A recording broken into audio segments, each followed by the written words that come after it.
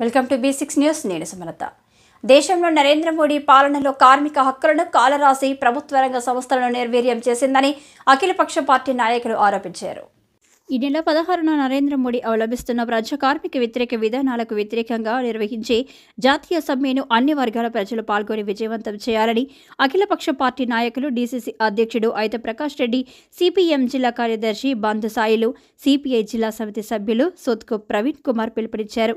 జయశంకర్ భూపాలపల్లి జిల్లా కేంద్రంలోని ఏఐటీయూసీ కొమరయ్య భవన్లో ఏర్పాటు చేసిన అఖిలపక్ష పార్టీల సమావేశం నిర్వహించారు. ఈ కార్యక్రమంలో వారు పాల్గొని మాట్లాడుతూ దేశంలో నరేంద్ర మోడీ ప్రభుత్వ 44 కార్మిక చట్టాలను 4 కోడలు విభజించి కార్మిక హక్కులను కాలరాస్తున్నదని మండిపడ్డారు. దేశంలో ఉన్న ప్రభుత్వ రంగ సంస్థలను గుత్త పెట్టుబడిదారులకు దారదత్వం చేస్తున్నారని విమర్శించారు. దేశంలో ఉన్న ప్రభుత్వ రంగ సంస్థలను అదానీ, అంబానీల బడా పెట్టుబడిదారులకు అప్పగిస్తున్నారని మండిపడ్డారు. ఇలాంటి మోడీ అవలంబిస్తున్న విధానాలను నిరసిస్తూ ఈ నెల 16న జరిగే దేశవ్యాప్త సమ్మెను కార్మిక వర్గం, అన్ని పార్టీల ప్రజా సంఘాల నాయకులు, పార్టీ నాయకులు అధిక సంఖ్యలో పాల్గొని సమ్మెను విజయవంతం చేయాలని ఈ సందర్భంగా వారు కోరారు. దీంతో ప్రజలు బతికే అటువంటి స్థితి ఉండదు. అదేవిధంగా ధరలు విపరీతంగా పెరిగినాయి. ఇలా ఉప్పు ధర కానీ, పప్పు ధర కానీ, ఉల్లిగడ్డ కానీ, పెట్రోలు, డీజిల్, గ్యాసు విపరీతంగా ధరలు పెరిగినటువంటి పరిస్థితి ఉంది. ఈ ధరలను నియంత్రించేటువంటి శక్తి కేంద్ర ప్రభుత్వం దగ్గర లేదు. అందుకని ధరల్ని తగ్గించాలనేటువంటి డిమాండ్ కూడా ఇందులో ఉంది. అదేవిధంగా రైతాంగానికి సంబంధించి కనీస మద్దతు ధర లేదు. కార్పొరేట్ వ్యవసాయం పేరుతోని ఉన్న భూములన్నింటినీ ఆదానీలు, అంబానీలు, టాటాలు, బిర్లాలు, మహీంద్రా అండ్ మహీంద్రా, కిర్లస్కీ, గోయంకా, మపత్లాలు, అనిల్ అంబానీ లాంటి వాళ్ళకు అప్పగించే అటువంటి తీరు ఇవాళ మోడీ సర్కార్ చేస్తూ ఉంది.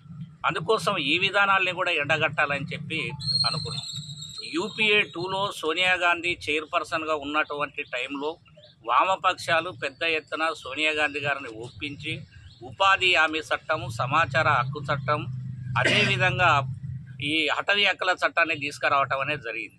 ఇవాళ ఉన్నటువంటి ఉపాధి హామీ చట్టం లోపల సంవత్సరానికి 200 రోజులు పని కల్పిస్తాం, రోజు కూలి 600 ఇస్తామన్నటువంటి మోడీ ఇవాళ ఆ చట్టాన్ని పట్టించుకోవటం లేదు. దాన్ని నిర్వీర్యం చేసేటువంటి తీరు చేస్తూ ఉండు. అటవీ హక్కుల చట్టాన్ని మొత్తం నిర్లక్ష్యం చేస్తూ ఉండు.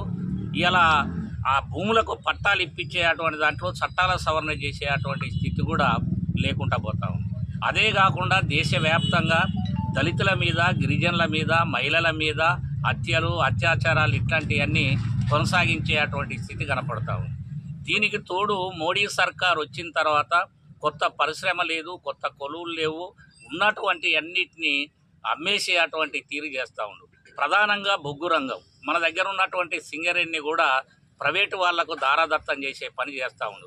బిఎస్ఎన్ఎల్ కానీ, బ్యాంకులు కానీ, ఎల్ఐసి కానీ, రైల్వేలు కానీ, విమానయానం కానీ అనేకం అమ్మడం కోసం తప్ప ఇంకొక మార్గం లేదు. అందుకని మోడీ సర్కారు చేసినటువంటి పాపాల పుట్ట, ఈ పాపాల పుట్ట నుంచి ప్రజల్ని విముక్తి చేయడం కోసమే మోడీ మీద కార్మిక వర్గం, రైతాంగం, కూలోళ్ళు షార్ట్షీట్ వేసిండ్రు. అందుకని వచ్చే ఎన్నికలలో మోడీని గద్దె దింపడం తప్ప ఇంకో మార్గం లేదు. దానికోసం కార్మిక వర్గం, జిల్లాలో ఉండేటువంటి ప్రజానీకమంతా సన్నద్ధమయ్యి రేపు 16 తారీఖు నాడు జరిగేటువంటి సమ్మెను, గ్రామీణ బంధును విజయవంతం చేయాల్సిందిగా విజ్ఞప్తి చేస్తూ ఉన్నాం. ప్రధానంగా వ్యాపార వర్గాలు స్వచ్ఛందంగా బంద్ చేయాలి, విద్యా సంస్థలు స్వచ్ఛందంగా బంద్ చేయాలి, పెట్రోల్ బంక్ యజమానులు స్వచ్ఛందంగా బంద్ చేయాలి, గ్రామీణ ప్రాంతంలో బంద్ జరగాలి, పట్టణ ప్రాంతంలో బంద్ జరగాలి. ఆ రోజు రాజకీయ పార్టీలు, ప్రజా సంఘాలు, కార్మిక సంఘాలు అందరు కలిసి కొమరయ్య భవనం ఏఐటీసీ ఆఫీసు నుంచి, కార్ల్ మార్క్స్ కాలనీ నుండి, గణేష్ చౌక్ నుండి, జయశంకర్ విగ్రహం నుండి పెద్ద ర్యాలీ అనేది ఉంటుంది.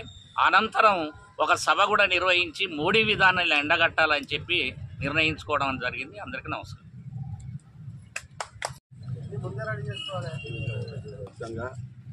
16వ తారీఖున కార్మిక బంధు పిలుపు భారతదేశ వ్యాప్తంగా పిలుపునివ్వడం జరిగింది. దానికి న్యూ డెమోక్రసీ, కాంగ్రెసు మరియు సిపిఐ, సిపిఎం, మిగతా మిత్రపక్షాలు అనగా బీజేపీ తప్పితే అన్ని రాజకీయ పక్షాలు కలిసి కార్మిక సమ్మె మరియు 16వ తారీఖున బంధు పిలిపేయడం జరిగింది. ఈ బంధుకు సంబంధించి అందరూ పాల్గొనాలి. గ్రామీణ బంద్ కనుక దయచేసి అన్ని వర్గాలకు సంబంధించిన కార్మికులు, కర్షకులు, రైతులు, విద్యార్థులు, మేధావులు అన్ని వర్గాలకు సంబంధించిన వాళ్ళు ఈ బంద్లో పాల్గొనాలని కోరుతున్నాం. ఎందుకంటే ఈరోజు 10 సంవత్సరాలు బీజేపీ పాలన వచ్చి రైతాంగాన్ని, కార్మికులను, కర్షకులను అందరినీ మర్చి ఇలా 2 కోట్ల ఉద్యోగాలు ఇస్తామని చెప్పిన బీజేపీ ఇప్పటి వరకు ఎలాంటి గ్రామీణాల్లో కానీ టౌన్లలో కానీ ఎలాంటి ఉద్యోగాలు ఇచ్చిన పరిస్థితి లేదు. కనుక అందరు గమనించాలి.